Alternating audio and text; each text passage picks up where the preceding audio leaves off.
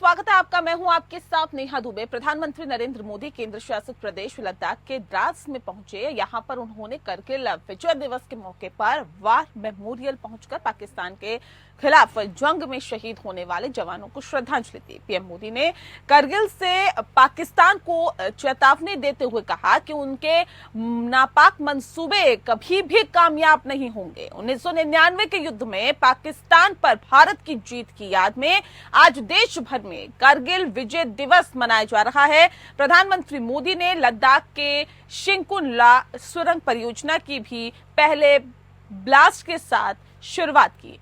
प्रधानमंत्री कार्यालय के अनुसार ये परियोजना लेह को सभी मौसम के संपर्क प्रदान करेगी और पूरी होने पर ये दुनिया की सबसे ऊंची सुरंग होगी। पिछले कुछ वर्षों में सरकार लद्दाख में बहुत ज्यादा फोकस कर रही है। यहाँ पर कई प्रमुख सड़कों की मरम्मत भी की गई है और नई सड़कों और पुलों को बनाया गया है। कारगिल में शहीदों को श्रद्धांजलि देने के बाद लोगों को संबोधित करते हुए पीएम मोदी ने कहा कि कारगिल विजय दिवस हमें बताता है कि राष्ट्र के लिए दिए गए बलिदान अमर होते हैं। दिन, महीने, वर्ष गुजरते हैं, दशक गुजरते हैं और सदियां भी गुजर जाती है, मगर राष्ट्र की सुरक्षा के लिए अपनी जान की बाजी लगाने वाले लोगों के नाम अमिट रहते हैं। कारगिल में हमने केवल युद्ध नहीं जीता था, हमने सत्य, संयम और सामर्थ्य का अद्भुत परिचय दिया था। पीएम मोदी ने कहा कि मेरा सौभाग्य है कि कारगिल युद्ध के समय मैं एक सामान्य देशवासी के रूप में अपने सैनिकों के बीच में था। आज जब मैं फिर कारगिल की धरती पर हूं तो स्वाभाविक है कि वो स्मृतियां मेरे मन में ताजा हो गई। मुझे याद है कि किस तरह हमारी सेनाओं ने इतनी ऊंचाई पर कितने कठिन युद्ध ऑपरेशन को अंजाम दिया था। मैं उन शहीदों को नमन करता हूं जिन्होंने कारगिल में मातृभूमि की रक्षा के लिए अपना सर्वोच्च बलिदान दिया।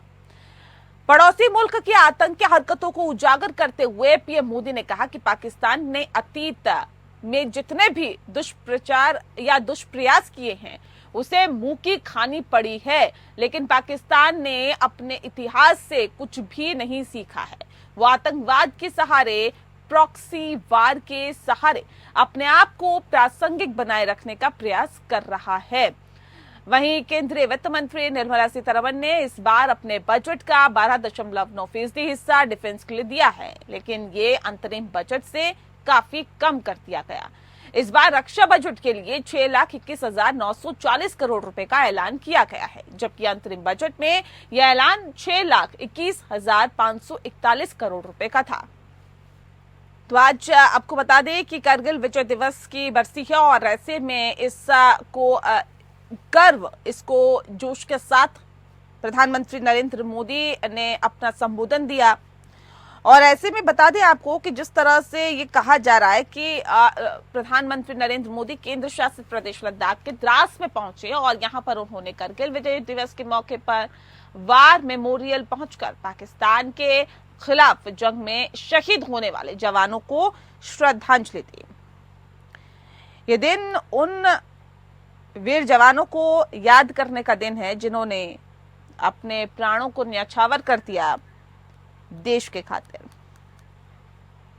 इस विषय पर तफसील से चर्चा करेंगे। खास मेहमान हमारे साथ मौजूद है, उनसे आपका परिचय करा देते हैं। इस वक्त हमारे साथ संतपाल राघव जी हैं, रक्षा विशेषज्ञ हैं। सर बहुत स्वागत है आपका। संजीव श्रीवास्तव जी हमारे साथ जुड़ गए, विदेशी मामलों की जानकार है। सर बहुत बहुत स्वागत है आपका। संजीव जी, इस खास कार्यक्रम की शुरुआत आपके साथ करते हैं। इस वक्त अगर हम ये कहें कि करगिल विजय दिवस मना रहा है पूरा भारत, लेकिन क्या हमारे बॉर्डर आज सुरक्षित है? क्या हम उस दौर में हैं कि हम ये कह पाए कि हाँ, हम तमाम जो बॉर्डर है हमारे सुरक्षित है और हम पूरी तरह से सुरक्षित है? जी निसंदेह। सबसे पहले तो मैं आपके चैनल के माध्यम से भी आज पूरे भारत वर्ष के प्रत्येक नागरिक को कारगिल विजय दिवस की बहुत शुभकामना देता हूं। और कारगिल युद्ध में जिन हमारे अधिकारियों और जवानों ने अपना सर्वोच्च बलिदान दिया था उनके प्रति अपना श्रद्धा सुमन भी व्यक्त करता हूँ, श्रद्धांजलि व्यक्त करता हूँ। और ये जो दिन है, जाहिर है कि इसका एक विशेष महत्व पूरे भारत के सुरक्षा तंत्र के लिए भी है, प्रत्येक नागरिक के लिए है।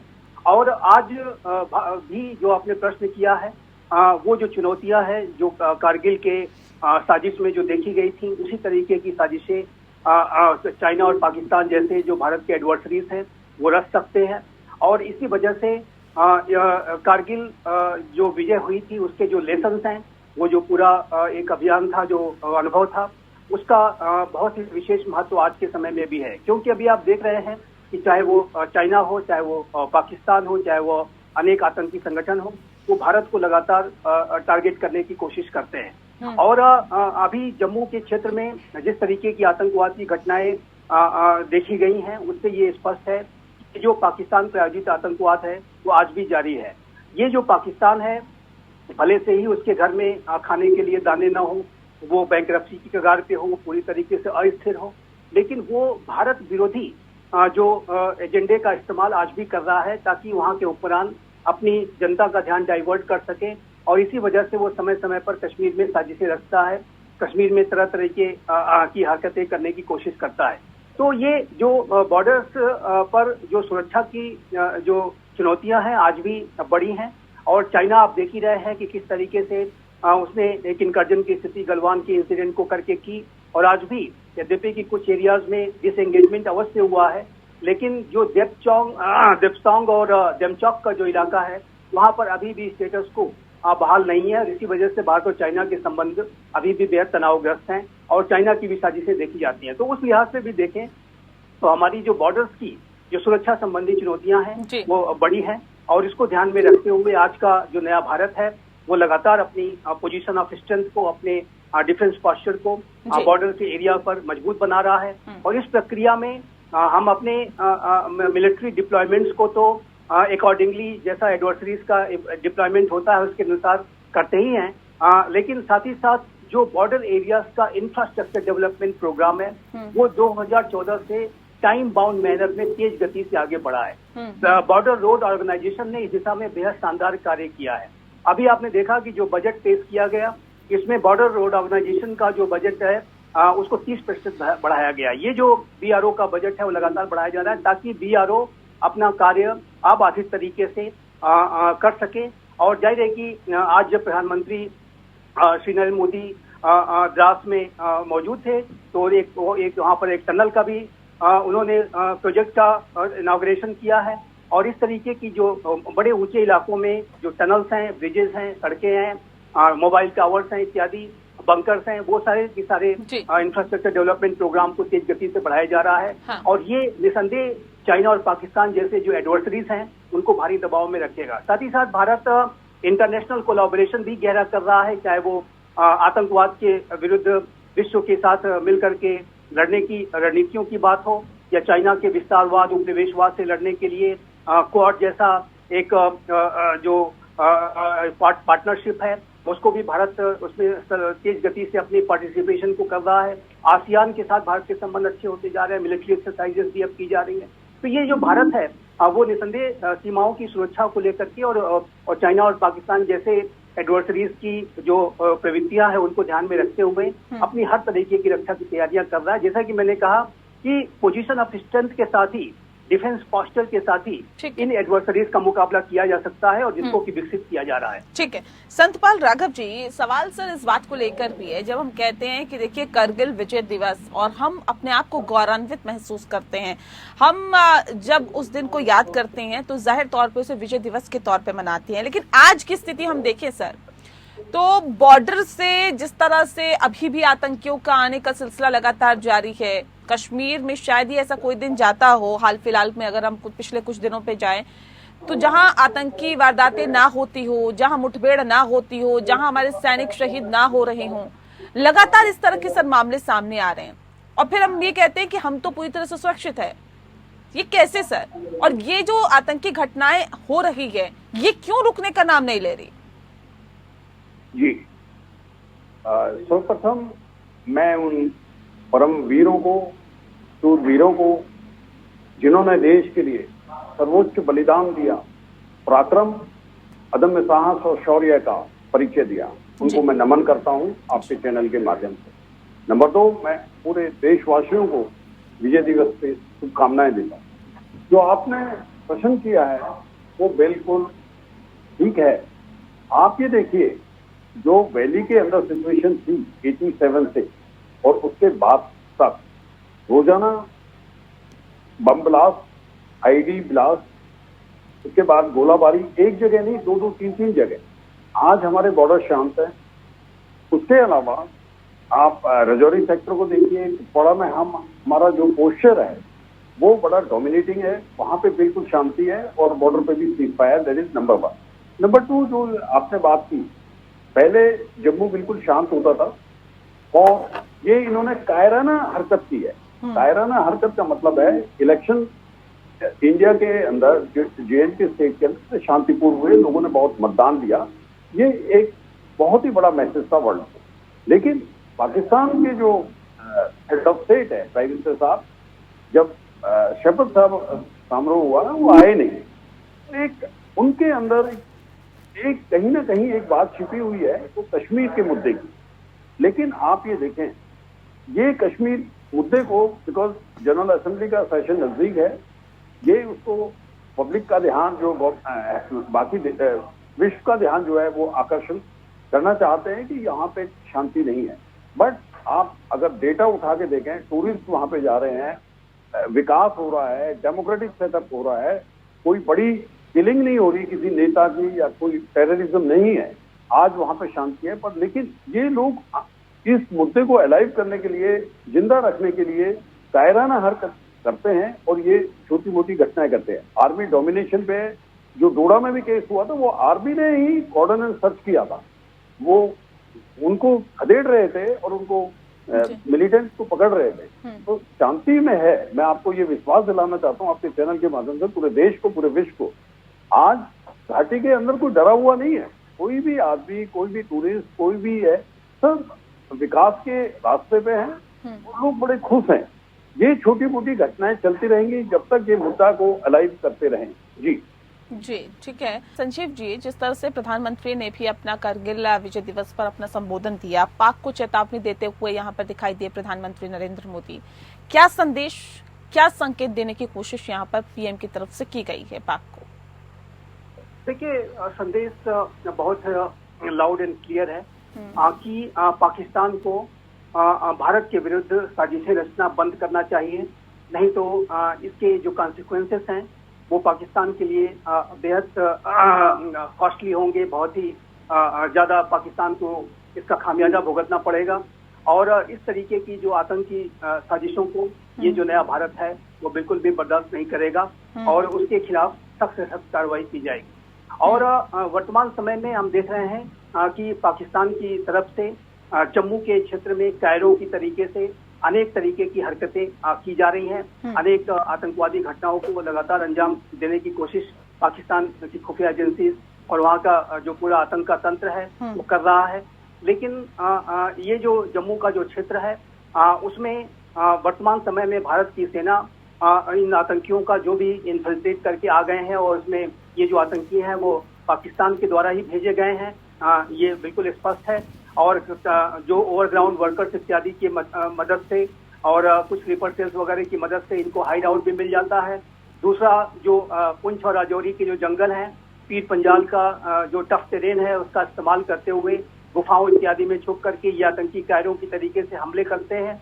तो ये जो आतंक की साजिशें पाकिस्तान आज भी कर रहा है और इस आतंकवाद की अगर ये साजिश इसी तरीके की पाकिस्तान करता रहा तो जाहिर है कि भारत बड़ी से बड़ी कार्रवाई कर सकता है। आप जानते हैं कि पहले भी भारत ने पाकिस्तान की टेरिटरी में जाकर के आतंकवाद के विरुद्ध 2 बड़ी स्ट्राइक्स कंडक्ट की थी, एक सर्जिकल स्ट्राइक, एक एयर स्ट्राइक।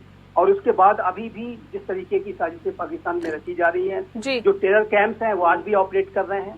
तो आने वाले समय में भारत इन आतंकियों के खिलाफ कोई डायरेक्ट एक्शन भी पाकिस्तान की टेरिटरी में ले सकता है और इस तरीके के ऑप्शन ऑन द टेबल हैं। तो ये मेरा ऐसा मानना है कि मैसेज बहुत ही लाउड एंड क्लियर है कि आतंकवाद और आतंकवादियों को पनाह देने वाले जो राष्ट्र हैं वो भारत को स्वीकार अब बिल्कुल भी नहीं है। ये जीरो टॉलरेंस को रखने वाला भारत है और जाहिर है कि आतंकवादियों ने जो घटनाएं की हैं उनका उन्हें माकूल जवाब दिया जाएगा। और इस तरीके की जो अप्रोच है आज के नए भारत की, कि ना तो हम भूलेंगे और ना हम माफ करेंगे, इस तरीके की नेवर फॉरगिव नेवर फॉरगेट का अप्रोच के साथ ये नया भारत चलता है। और इसी वजह से मेरा ऐसा मानना है कि आने वाले समय में जो भारत का आतंकवाद के विरुद्ध जो अभियान है वो और भी अधिक सशक्त और मजबूत तरीके से आगे बढ़ेगा। इन आतंकियों को बख्शा नहीं जाएगा, ये बात बहुत स्पष्ट है। आतंकियों को बख्शा नहीं जाएगा, ये बात जाहिर तौर पर स्पष्ट है। लेकिन आपसे जानना चाहेंगे संतपाल राघव जी, अब क्योंकि देखिए भारत अभी तक बेहतर कदम और बेहतर रणनीति के साथ आगे बढ़ता जा रहा है, अभी तक भी बढ़ा है, आगे किस तरह की स्टेप उठाने चाहिए इन लोगों के खिलाफ, ऐसे पाकिस्तान के खिलाफ जो लगातार अपने नापाक मंसूबों को कामयाब करने की कोशिश कर रहा है, ऐसे पाकिस्तान के खिलाफ किस तरह के अभी कड़े और बड़े कदम उठाने की जरूरत आप समझते हैं सर? जी देखिए, आज पाकिस्तान की जो स्थिति है, आर्थिक जो स्थिति है, वो उसमें भारत का बहुत बड़ा रोल है। जो पहले व्यापार होता था तो टैक्सेस कम होते थे इनके पास, मोस्ट फेवर्ड नेशंस का किया जाता था जो व्यापार होता था। आज अगर आप रेट देखें, वहां पे महंगाई जो आवश्यक वस्तु हैं जो रोजाना के हैं, आप उनके रेट देखिए बहुत हाई है।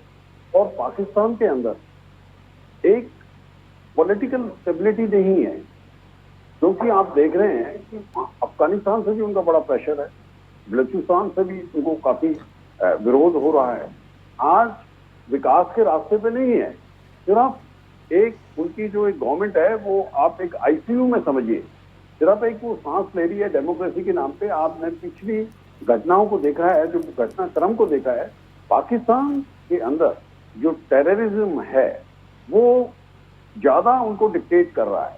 और आर्मी का भी आप देखिएगा कि जो आर्मी के जो द्वारा जो डायरेक्शन दिए जाते हैं, उनके प्राइम मिनिस्टर साहब वो फॉलो करते हैं। आर्मी कोई विकास के लिए वो नहीं करती, उनका एक एजेंडा है। आईएसआई आर्मी उनका एक एजेंडा है कि उनकी सुप्रीमेसी बनी रहे, वहां पे उनकी जो है गवर्नमेंट उनके सुनता रहे। ये पाकिस्तान को आप देखिए, जब से आजाद हुआ है, आप देखिए कि कितना आर्मी के अंडर में रहा है, और जो आर्मी के डायरेक्शन से चलता है। आर्मी कोई विकास का रूप नहीं है। अगर जो विकास होना है, जो पब्लिक का जो विकास है, वो सिर्फ एक डेमोक्रेटिक इलेक्टेड गवर्नमेंट जिसमें कोई इंटरफेरेंस ना हो, वो ही विकास कर सकता है। गवर्नमेंट गिरने की उनको कोई असंभव कोई संभावना ना हो। एक स्टेबल गवर्नमेंट जो है विकास लेके आ सकती है, जो वो जब भी आ सकती है जब ये टेररिज्म वो उन्होंने जो ब्रीड कर रहा है, जो उनके वो इसको कर रहे हैं, जो टेरर कैंप चला रहे हैं, जो पैसे चला रहे हैं, तो उनका जो ध्यान है वो केंद्रित उस तरफ है, ना कि विकास के ऊपर है। जी जी बिल्कुल, तो जाहिर तौर पर विकास के ऊपर है, लेकिन कड़े और बड़े कदम उठाने की जरूरत अभी तक जाहिर तौर पर जितनी समझता हुआ भारत आया उतना उठाया भी गया है। लेकिन क्या रणनीतिक तौर पर अभी आगे की प्लानिंग होनी चाहिए संजीव जी? अगर ये कहें कि भारत जो है वो देखिए जहां तक हो सकता है वहां तक के कदम उठाता हुआ आया, और जितनी समझ के हिसाब से वो कदम उठाता हुआ आया कि अब इतनी जरूरत है उस हिसाब से क्या। लेकिन अगर आप रणनीतिक तौर पर सोचें या स्ट्रैटेजी किस तरह की होनी चाहिए अब भारत की? देखिए, एक बात तो बिल्कुल स्पष्ट है कि जो कश्मीर की घाटी है वहां पर आतंकवाद की कमर तोड़ दी गई। हाँ। वहां पर चाहे वो लश्कर ए तोयबा हो, जैश ए मोहम्मद हो, यूनाइटेड जिहाद काउंसिल के अंतर्गत आने वाले अन्य जो छोटे बड़े आतंकी संगठनों के जो आकाओं को पहले ही ढेर किया जा चुका है। ये जो आतंकी हैं कश्मीर की घाटी में इन्फिल्ट्रेट भी नहीं कर पा रहे हैं, क्योंकि वहां पर एंटी इन्फिल्ट्रेशन ग्रिड बहुत अच्छा तरीके से कार्य कर रहा है।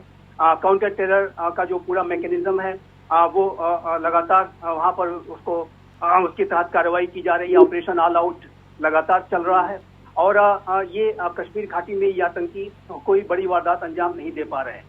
लेकिन अगर जम्मू का क्षेत्र देखें तो जम्मू का क्षेत्र जो कि कश्मीर की घाटी की अगर तुलना करें तो उस लिहाज से ये अपेक्षाकृत एक कम आतंकी घटनाओं वाला शांत क्षेत्र बन गया था पिछले 10 या 15 वर्षों का अगर समय देखें।